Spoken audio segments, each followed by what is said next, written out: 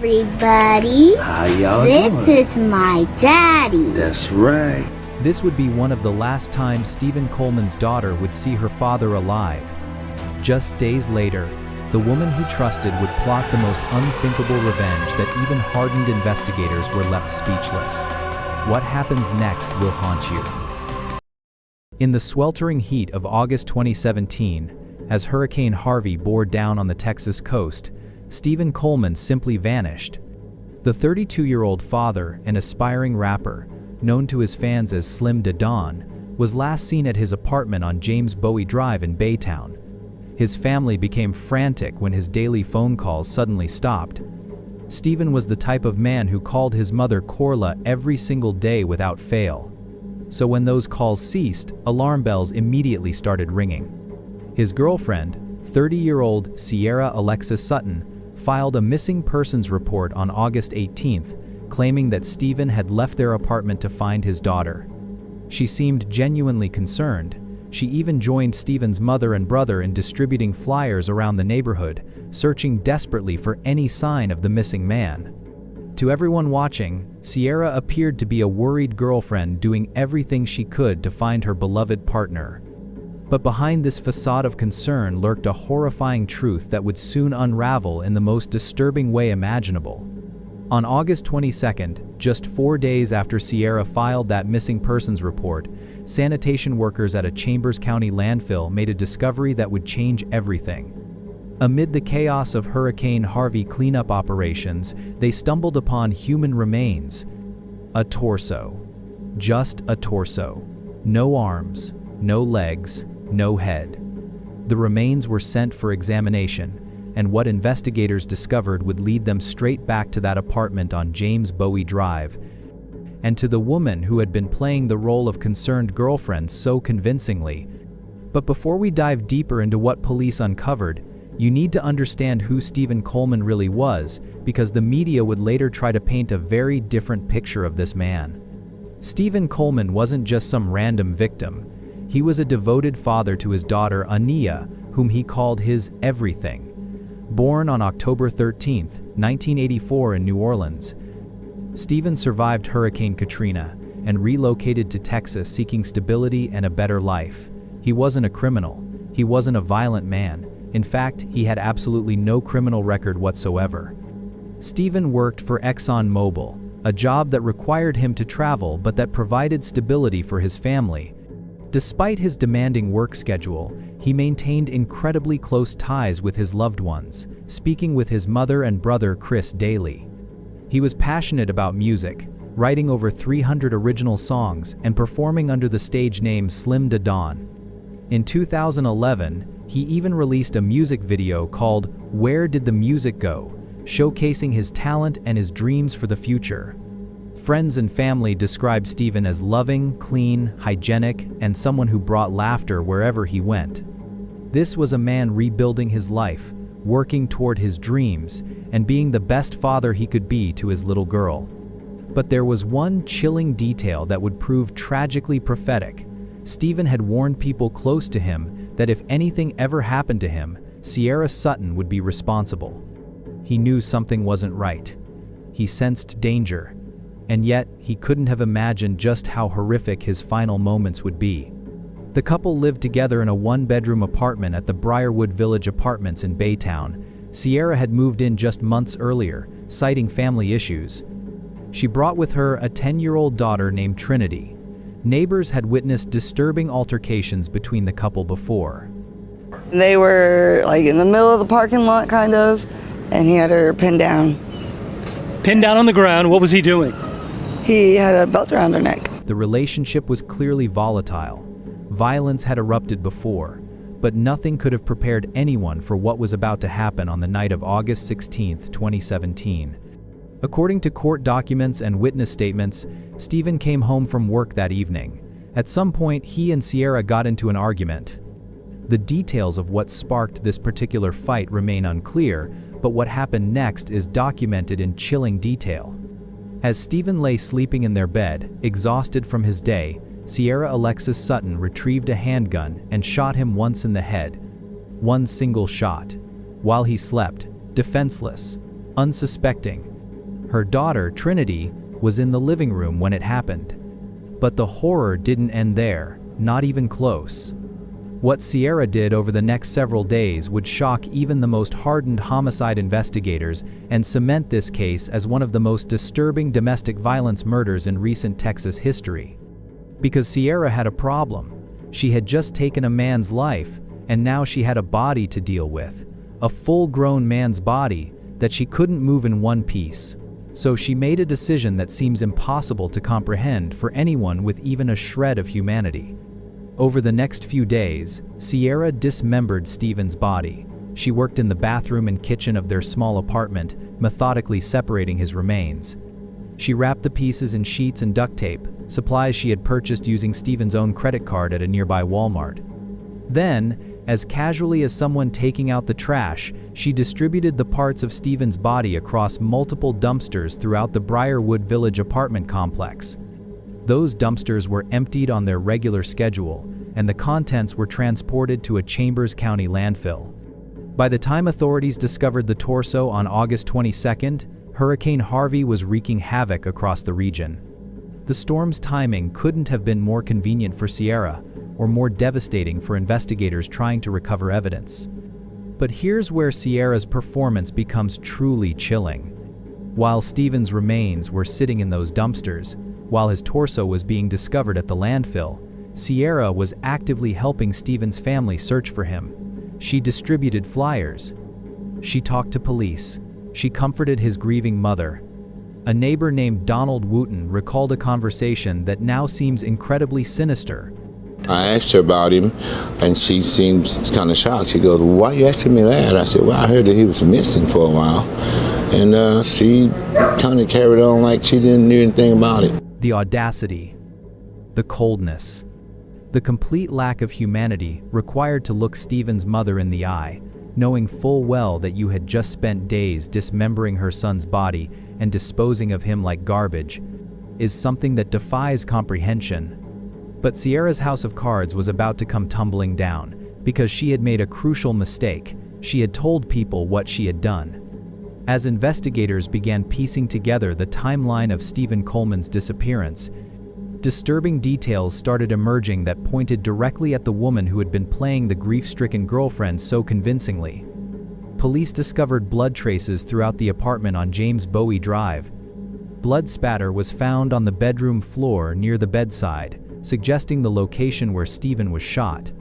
More blood was discovered in the bathroom floor and sink, and in the kitchen, painting a gruesome picture of where the dismemberment had taken place. But forensic evidence wasn't the only thing that would seal Sierra's fate, because in her arrogance, or perhaps her guilt, Sierra had confessed to multiple people about what she had done. She told friends, she told acquaintances. She admitted that she had gotten into an argument with Steven, shot him, and then dismembered his body because it was too heavy to move in one piece. These weren't vague hints or maybes. These were full confessions to people who would eventually come forward and tell police exactly what Sierra had said. She killed her boyfriend after an argument and then cut up his body because she said she could never carry it in one piece because it was just too heavy to lift. Whether it was guilt eating away at her or a twisted need to share what she had done, those confessions would prove to be her undoing. Meanwhile, neighbors at the Briarwood Village apartments were starting to notice other strange things. Days after Steven disappeared, they saw Sierra in the middle of the night cleaning out the apartment and removing all of his furniture with the help of two men.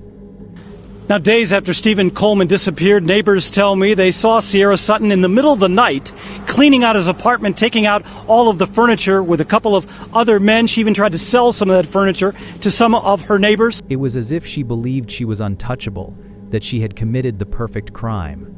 But as the walls began closing in, Sierra made a run for it. When police attempted to bring her in for questioning in early September, she fled to Louisiana. She returned to Jefferson Parish, perhaps thinking that crossing state lines would somehow save her from the consequences of what she had done. She was wrong. On September 14, 2017, Jefferson Parish Sheriff's deputies and U.S. Marshals arrested Sierra Alexis Sutton in Metairie, Louisiana. She was charged with murder and held without bond. The Harris County District Attorney's Office formally charged her with first-degree murder, and she was extradited back to Texas to face justice. During her arrest and subsequent interviews, investigators noted that Sierra showed absolutely no remorse for what she had done, no tears, no apologies. No explanation that could possibly justify or explain away the horror she had inflicted on Steven and his family. She remained cold and detached, as if the gravity of her actions hadn't registered at all. The evidence against her was overwhelming.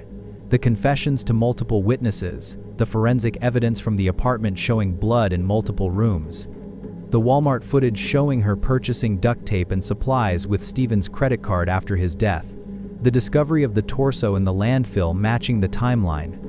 Police also found blood traces in Sierra's Jeep, suggesting she had transported remains in her vehicle. Everything pointed to one inescapable conclusion. Sierra Sutton had murdered Steven Coleman in cold blood and then attempted to cover up her crime in the most gruesome way imaginable.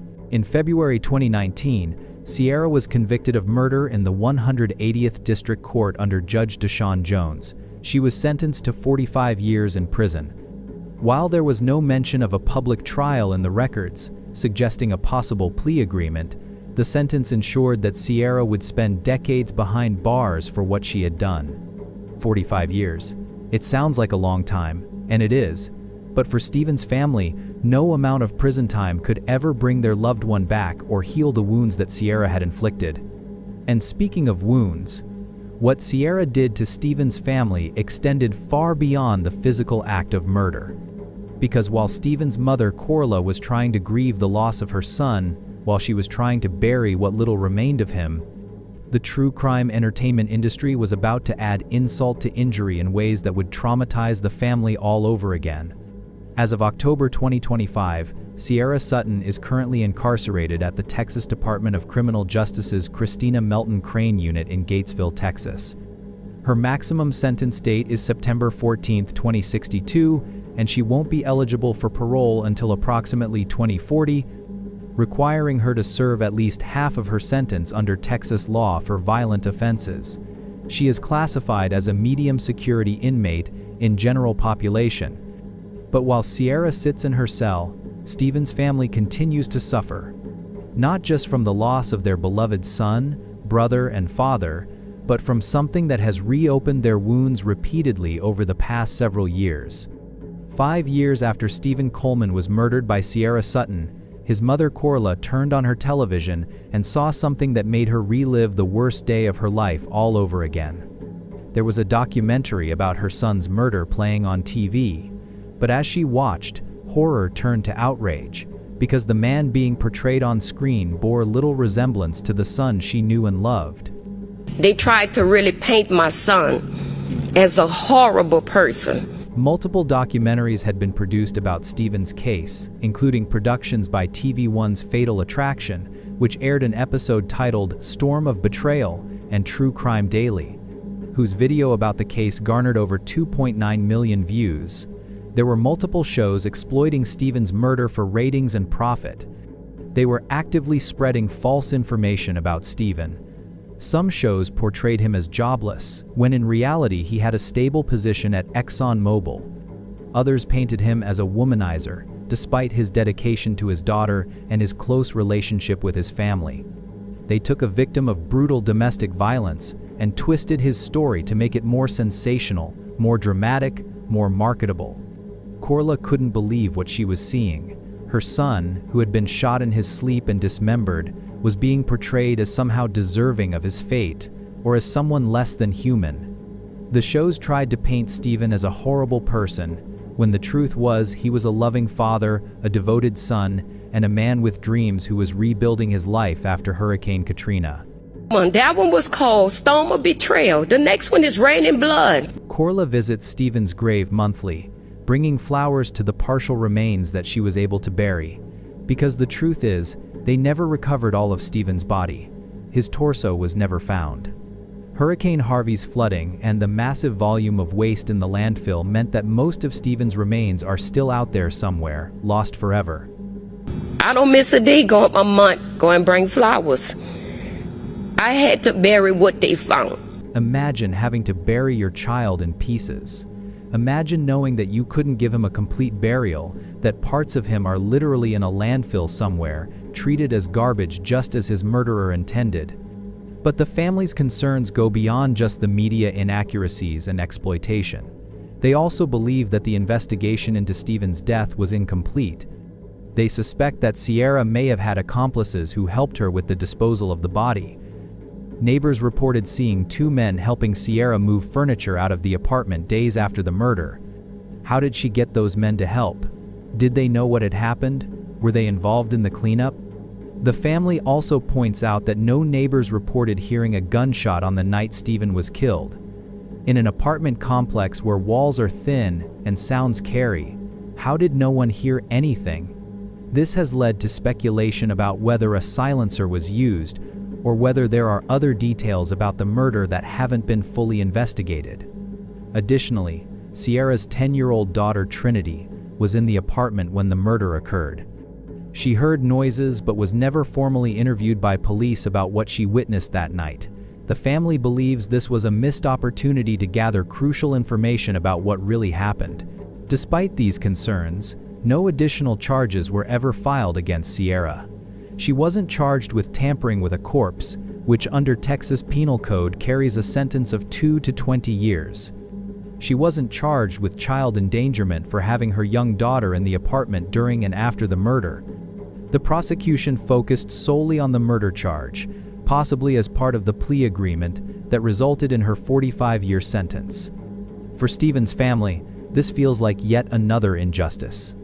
Not only did they lose their son, brother, and father in the most horrific way imaginable, but they feel the justice system didn't fully investigate all aspects of the crime, and the media has profited from their pain while spreading lies about Steven's character. They're calling for them to back down, but legally there isn't much they can do. Lisa. And that's perhaps the most frustrating part of all this. Legally, there isn't much the family can do to stop these productions. True crime content creators have the First Amendment on their side. Unless they cross the line into defamation, they're free to tell these stories however they want, whether or not they contact the victims' families, whether or not they get the facts right. Do you think Sierra had help with disposing Steven's body? And do you think domestic violence was the match that lit the fire of brutality in her? Let me know what you think in the comments. Click on one of the cards on your screen to see more videos like this.